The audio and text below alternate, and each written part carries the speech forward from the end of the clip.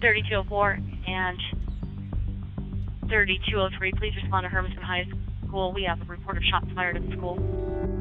Where in the school is this occurring? I just received a call on the business line from a who states that this is occurring in classroom number 35, that there are 5 students injured. The report from him in regard to a hand injury, a back injury, and a stomach injury. We do not know if this is an accurate reporter or if this is a scam call. 3204, in route. 1157. On February 21st, 2023, emergency dispatchers in Eastern Oregon received a phone call about an active shooter at Hermiston High School. It was that kind of feeling like at first nobody knew. And we're all looking like nobody knew. All units are on scene. More than 20 police officers from around the region responded to the scene. The school went into lockdown. Armed officers entered the building and quickly determined the threat wasn't real. There was no shooter. Per officers, fire can stand down as if this is a false alarm. It kind of started to click like, okay, this isn't real. This hoax is a vivid example of the challenge facing police and schools across Oregon and around the country. The onslaught of school threats has terrified students and their families, causing some kids to stay home and forcing the temporary closure of campuses. Another school in our area has been targeted. This is one of many that have come in. Again, the district says school is still canceled going into Friday. There's no comprehensive data on how often these threats happen, but records obtained from the Oregon Department of Education show over the past 3 years, there's been a significant increase in student discipline for threats of school violence.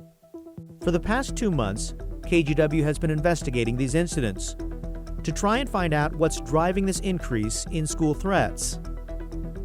And that took us to Hermiston. City County Dispatch, how can I help you? There's a shooter inside the high school asking me permission. The threatening call in February of 2023 came into dispatchers just before noon. Do we have any updates? I'm monitoring their channel. They're advising of an individual they're talking to on the landline, advising of 5 injuries. I mean, we're going to go through unless we're told otherwise. You just can't hear a call like that and not immediately want to respond as fast as you can to assist. The caller, whose voice was difficult to understand, provided a room number in the high school and claimed to be a teacher. Most of us have children that are in the school, or we know people who have kids in the school, or we know the teachers or related to them, so that takes it to another level as well. Within about 3 minutes, the responding officers confirmed it was a hoax. They reached the room that was reported to have the issue, didn't find anything, and they're clearing the building now. What made this different is that there was the unknown of where did this come from, right? Like who's calling this in? Our investigation found that same day, there were 7 other school threats across Oregon. The hoax threats sent police officers scrambling to respond, then trying to calm public fear. I know that there's a lot of concern and angst in the community right now about the reports that we're receiving of active shooters at various schools. I want to assure everyone that these reports so far are false. Audio of the hoax calls, reviewed by KGW, shows they came from the same voice and seem to provide many of the same details. Where have they been shot at? In the classroom, he shot up in the classroom. Okay, the first room number 35, math class. Room number 35, math class. Suggesting it was an orchestrated effort targeting various schools. From his southwest Portland home, Hunter Graham watched the mental health of his son Austin go downhill. He thought that they were poisoning the air and poisoning the water and were trying to kill him. At one point he thought somebody was hiding in the bushes in front and took a kitchen knife and went out to investigate. Austin's parents first started noticing mental changes when Austin went to college. He couldn't finish his biomedical engineering degree and moved back home. After a bad fall, it got worse. So it's been really hard to tell whether his struggles were from pre-existing mental illness or as a result of the concussion or a mix of both. Last year, Austin started secluding himself in his room. Rotting food and, poor hygiene. Was he resistant to care? Yes. The Grahams needed help. Immediately, we discovered, asking around, what you've discovered in your reporting, which is involuntary commitment is almost impossible. Austin agreed to go to Kaiser's Brookside Center, a mental health hospital, but his stay didn't last long. He grabbed a nurse's badge and ran away from the locked unit, disappearing in the woods for 2 days. There was going to be no way to break the cycle without medication. But we were told that it was unethical to medicate him in his current state because he wasn't in imminent danger to himself or others. There was one route left: guardianship. A hard, expensive, and time-consuming process. The Grahams went to court, explaining how Austin was in immediate and serious danger, and his mental health was rapidly getting worse. A judge approved the guardianship in August, giving Austin's mom, Teresa, the power to consent to treatment. But even that is easier said than done. He's 6'6", like me, and you just, even if you have the right to say you need to go to the hospital, if he refuses, then that's a significant logistic problem. Even while under guardianship, doctors could observe Austin but couldn't force him to take medication. He didn't reach Oregon's high legal standards for involuntary treatment. Despite his psychosis, doctors said Austin was a low risk of harm to himself and others, and they sent him home with a plan. My wife, in her wisdom, did not want him released because we knew he was going to fail. The behavioral health plan was set up to fail. The plan did fail. Last October, while suffering a psychotic episode, Austin strangled his mother to death in their family home. Hunter Graham wasn't home at the time. Unfortunately, the failure was that he killed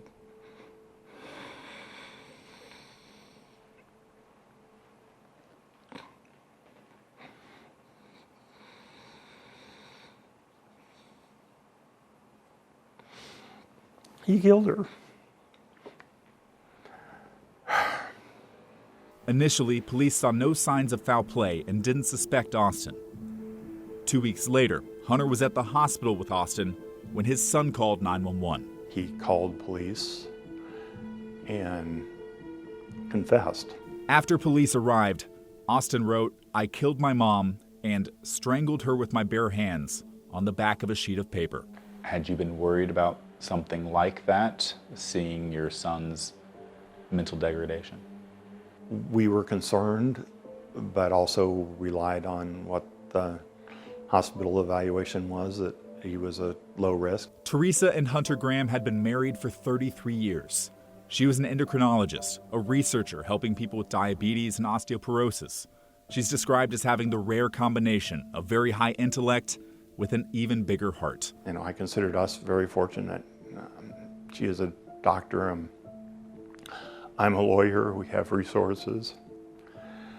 And even with all that, we failed spectacularly. Police arrested Austin. He was charged with murder and is now being held and treated at the Oregon State Hospital after a judge found him mentally unfit for trial. You shouldn't have to commit murder to get mental health care, but that's what our son Austin did to my beautiful wife, Teresa. Hunter visits his son at the state hospital. Heartbreaking visits for many reasons. With treatment, he's much better. I saw him yesterday in Salem, and the problem with being much better is he realizes what's happening and what's going on. It feels to you that Oregon's system is designed to wait for something terrible to happen before getting someone care. Treatment would have undoubtedly, in my mind, prevented this. She tried to take care of Austin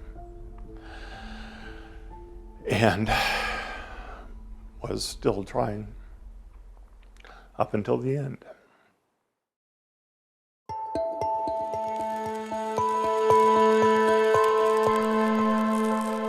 Tonight on The Story, frozen for a week, and Mother Nature's icy grasp not letting go just yet. It's pretty brutal. Portland has not reached 40 degrees in 7 days. The consequences deadly for some living on the street. Somebody dying because they're freezing to death. That's kind of scary. So why were Multnomah County warming shelters closed Wednesday morning? They just said it was time to go and kicked us out. And not reopened since. You filled our voicemail with disgust. What do they want these people to do? All die? Every single Multnomah County commissioner should be ashamed of themselves. It does not make sense. Open up the shelters. People's lives are at stake out there in the cold. That is a crime. And anybody who defends them not having them open all the time really needs to face the music. The surge of emotion also shared by thousands without power. The failing infrastructure lighting up the sky like the 4th of July. Here's the story. That is where firefighters responded today to a call of a live power line that had fallen onto a vehicle. Tonight, we're hearing from the father of 2 of the 3 people who lost their lives and the neighbor who saw something was horrifically wrong and stepped in at great risk to themselves to save a baby. A warning, some of the details here are disturbing. I seen from my window from this podium right here like a big flash, and at first I thought it was a gunshot. Instead, it was a tree branch falling on a power line. And my wife and me was getting in the car right there to go to the store. And next thing we heard a loud boom. And my wife's like, oh my God, that car is on fire. And it kept getting worse because in the next few moments, Ronald Briggs would lose his 21-year-old daughter, Tajalia, her boyfriend, Nash, the father of his grandson, and his 15-year-old son, Tamron. I had 6 kids. I lost 2 of them in one day. And next-door neighbor Majaya Washington says once the live power line fell on the red SUV just before noon Wednesday near Northeast 122nd and Siskiyou, and everyone scrambled out on the ice, Nash was first to go. Slip right there. He slipped and he fell. His shoe touched the wire and caught a little bit of fire on his foot, and then he was smoking after that. My son tried to go down, my 15-year-old son tried to go down there, and I told him, don't go down there, just get away from him, and he slid. And he touched the water, and he died too. Though somehow Ronald's 9-month-old grandson was still alive. True, his dad saved his life. He laid on top of his dad. I know like some people might say it's probably like a dumb decision, but I had I don't know, I just felt like I had to go get that baby. And I had him. He was alert. I was happy about that, but like it's hard to be happy when the case of events. So those warming centers were scheduled to close at 8 o'clock this morning, but given the weather, the county decided to keep some of them open until noon. But here we are, it's 5 o'clock, like you mentioned. It's 34 degrees, it's cold and icy, and the streets of downtown Portland are now filled with homeless people left searching for a dry place to go. As ice coats the streets of Portland, homeless people use paths of cardboard to get around. I mean, it sucks. It's cold. This man was staying at a warming center. It closed Wednesday morning. They just said it was time to go and kicked us out. So I had the idea to come here and light things on fire. If they could have let us stay, for the rest of the day until the snow melted, that would have been ideal. Some left the emergency shelters with new supplies. Tent, sleeping bag, 1 MRE, and a tarp. Those only go so far. Quite literally, it's illegal to camp, so what's the point? Every time I have a tent, it gets stolen anyway, so I don't really care. Since Friday, 4 people have died in Portland from suspected hypothermia and another in Tigard. One of those deaths is a woman who spent time at Blanchet House. This is the debate for Portland, Maine. You're looking at 5 of the top candidates on a very crowded debate floor tonight, one of who will likely become the first mayor of the Rose City under a brand new form of government. A very good evening. I'm David Mulco with KGW News, along with our partners at the Oregonian. Before we introduce the candidates, let's run through our ground rules. Candidates, over the next hour, you will have 60 seconds to answer questions from myself and my co-moderator, Shane Dixon Kavanaugh, Portland City Hall reporter at the Oregonian. On a critical election night, our reporters fanned out across the area. KGW brought you the most comprehensive live local coverage on our free streaming app, KGW Plus. Live with first results as Portland picked a new mayor. Keith Wilson does have the lead. Washington elected a new governor. The winner there, Bob Ferguson. And critical House races were decided. This is a historic night. Watch KGW and download KGW Plus free on Roku, Apple TV, and Fire TV. The grass is damn green in Eugene, and the hype is on another level. But I'll tell you, here at Oregon, we chase and attack those challenges. From Heisman Trophy favorite to championship expectations. Talking does nothing for you, and you're gonna have to strap up your chin strap and let it go, fly. That team out west is kicking off a new era of football, and the Oregon Ducks are ready to make a splash in the Big Ten Conference. The Oregon football has been smashing my football, so it's kind of it goes hand in hand. And in Corvallis, it's just excited to get out there and go and finally play and watch the guys fly around. It was an off season like no other for the Oregon State Beavers. From conference realignment to an entire roster overhaul. Man, I'm most looking forward for a win, man. So start off the season hot, so be ready to roll. First-year head coach Trent Bray is guiding the team through unprecedented times. The dam is built, and Beaver Nation is ready to roll. The Trent Bray era begins. We got to go. We got a job to do. On the park blocks, the Portland State Vikings enter year 10 under head coach Bruce Barnum. There's surprises out here, which is going to help us on game day. This squad is loaded with experience and one of the most dynamic quarterbacks in the nation to take on 8 nationally ranked opponents. Yeah, I see an opportunity to get ranked, I like my football team. Dubbed the Season of Opportunity, the Vikes have a shot to shake up the Big Sky. Countdown to kickoff starts now.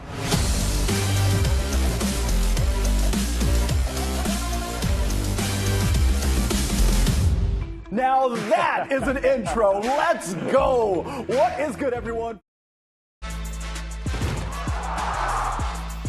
All right, switching gears now to talk about the Rose Bowl, because tomorrow is a big day for the Oregon Ducks. Number 1 team will take on number 6 Ohio State in Pasadena. That is where KGW sports reporter Orlando Sanchez is live this morning. Orlando, what can we expect tomorrow?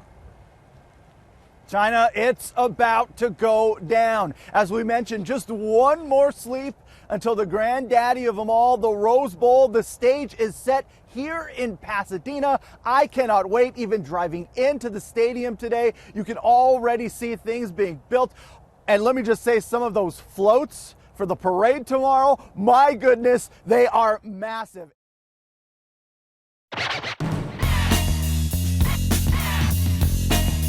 What to do with China and Drew? In Scappoose. Paddle too, You're doing great.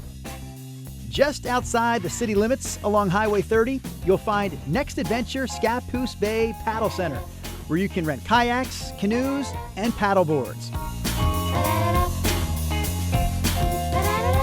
This is tiring. Can we get breakfast? Lots of viewers told us to check out Scappoose Bagel, including Brittany. She called it the best in the West. I feel like I'm doing a good job, I don't know, man. I just wish I was taken more seriously.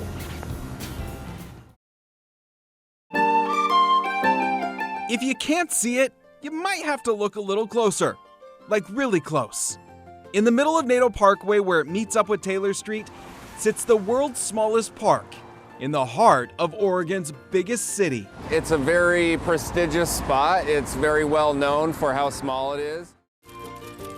The story goes that Fagan was looking out his second-story office window at the Journal building and noticed the hole filled with weeds. He just kept looking at that day in and day out, and he says, something's got to be done here. This isn't right. And this is where the story takes a whimsical turn. Fagan reportedly saw a leprechaun digging in that hole, and after he caught it, was granted 3 wishes. One of them being to have his own park. He just never said how big the park should be. So the leprechaun gave him the weed-filled hole. He named it Millends Park and gave it the title himself, the world's smallest park.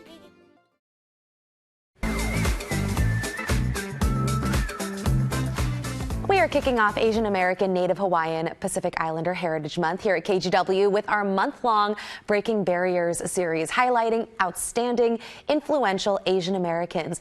We begin with the inspiring story of Hazel Ying Lee, a Portlander and the first Chinese American woman to fly for the U.S. military. If her radiant smile didn't give it away, her skills in the cockpit of a plane probably did. In honor of Pride Month, we have a new edition of our Breaking Barriers series to share this morning. Right, we are looking back at the life and legacy of the legendary drag queen Darcel. Decades of LGBTQ+ advocacy runs through Portland's veins, due in no small part to a legendary performer. No business like show business. In my heart, food is a fundamental right. I don't ever want someone to go hungry. Everyone is like one disaster away from not having a meal. Last year, 50% of the folks that we served were first-time customers to our pantry. We are in the worst state of hunger that we have been in 100 years.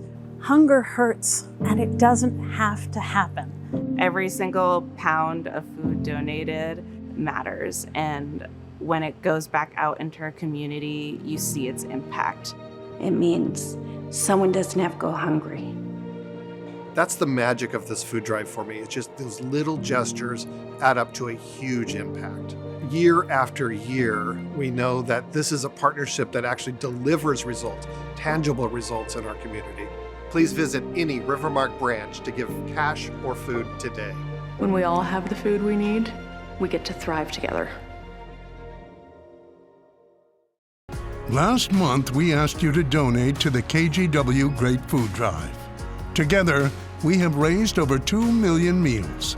Thank you to our sponsors and all the people who took the time to donate. The KGW Great Toy Drive is all about sharing the joy. And a little magic.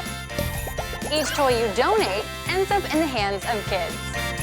All those little faces and the smiles we can bring, it's magical. Together, we're helping over 150 local nonprofits that count on us. So share the joy. Drop off a new unwrapped toy at any Fred Meyer, any IQ credit union, or local Toyota dealership. And we'll take it from there. It's time for the Parade of Toys. We asked you to help local kids by giving to the KGW Great Toy Drive. Thank you! And this community delivered. Your donations are going to over 150 local nonprofits. Thank you! All to share the joy with families this holiday season. Thank you! And that's what the magic of giving is all about. Most of us are shaped by family. Relatives we've known and some whose legacies we can only trace on paper. And then there's Wayne Swiller. Just going through some of the photos. He never imagined how his great-great-grandmother would shape his life more than a century after her death. It's bizarre. I mean, whenever I tell anybody about it, they go, what? Her name, Esther Ann Granger, a soul whose fate... She was buried in a cemetery in Indiana. ...took such a twisted turn. They believe her remains were dug up from the cemetery by grave robbers. That only now is she truly at rest. The technology is one part of it, right? The other is people who care. It started last spring with a phone call to Wayne's home in Camas. His wife, Marge, answered. They said, hi, this is so-and-so from the Kane County Coroner's Office. Kane County, that's just outside Chicago. She asked if Wayne Swiller lived here. I said, yes. The coroner told Marge about a possible cold case in Batavia, Illinois, dating back to 1978. It made headlines in the Batavia Chronicle. Human bones found in home. Remodeling holds surprises. In this old house, behind a plaster wall, homeowner Martha Skinner discovered this partial skull and a lower jawbone. Said Martha to reporters, "When I first found it, I was hysterical. I could tell it was human because of its size, and I just freaked out. Police concurred. They figured the bones had fallen there from the attic, but whose were they? For the next 45 years, the skull would sit in storage at the Batavia Historical Society Museum. Then, 3 years ago, a volunteer rediscovered it, and the remains were on the move again. This time, they landed in the Kane County Coroner's Office. Deputy Coroner Gabriella Allison got the case. I feel honored to really be a part of sharing Esther's story and Wayne's family. Back to that first phone call with Marge. She said, well, through DNA sequencing and paper trail, we believe that these bones are Wayne's great-great-grandmother. I hung up the phone, thought, Wayne's never going to believe this. He didn't. He goes, it's a scam. It's a scam. It's a scam, Marge. You fell for the scam. I go, no, it is not. It is not a scam. Wayne called back anyway, just for fun. I feel bad about it now, but I told her right off the bat, you know I don't believe you, right? And I'll allow you to talk, but I do not believe you. The biggest challenge was just getting him to believe us. Kane County Coroner Rob Russell says people in Batavia were struck by the morbid mystery and anxious to help solve it. Through crowdfunding, they raised $7,500 for DNA testing. The county hired Texas-based Othram, which specializes in cold case resolution. Othram told us that the skull was highly processed, and in saying that, that would lead us to believe that she was used for teaching or educational purposes. It was 1866, a time when grave robbing was a real problem. Historians tell us doctors would buy the cadavers to practice on. This kind of thing happened, unfortunately, way too commonly. Back then, a body-snatching wretch could fetch 4 months' wages for a corpse. They would either part them out or they would sell them as a whole. They would make, they made money, a lot of money, as I had said. And obviously, the fresher, the better. Esther died from childbirth. She was just 17. There are no photos of her, but that's Esther's daughter. So this one's my mom and her brother. They lived in Marysville, Indiana. Investigators believe that's where grave robbers dug up Esther's remains, then hauled them 200 miles north to a buyer in Batavia who lived here. The first true homeowner of the home in Batavia was a surgeon. The cold case was heating up. When Gabriella tracked down Wayne, all she knew about him was that he was one of Esther's last living relatives. But sometimes the story just writes itself. And I said, do you know what Wayne used to do? Because she was talking about cold case and DNA technology. And I said, he used to work with cold case at the Portland Police Bureau. And she's like, you're kidding. Wayne helped launch Portland's cold case unit. He's retired now, but the hundreds of cases he worked on are still with him. It was emotional. I remember the times that our whole team was crying along with the family. And it was really rewarding to put some sort of closure to it. I instantly had a connection with him just because I could tell that he was very passionate about his work. And I think that he also felt the same way about us here. They're committed and they really want to do the best that they can. They wanted to lay Esther to rest, and in another sense, bring her back to life. To achieve that, a forensic artist created this rendering from the partial remains. Esther Ann Granger, age 17. I was emotional, just to finally put a face to the name. I did kind of cry. The coroner's office flew Wayne to Illinois and organized this memorial for Esther. We do this because it's important.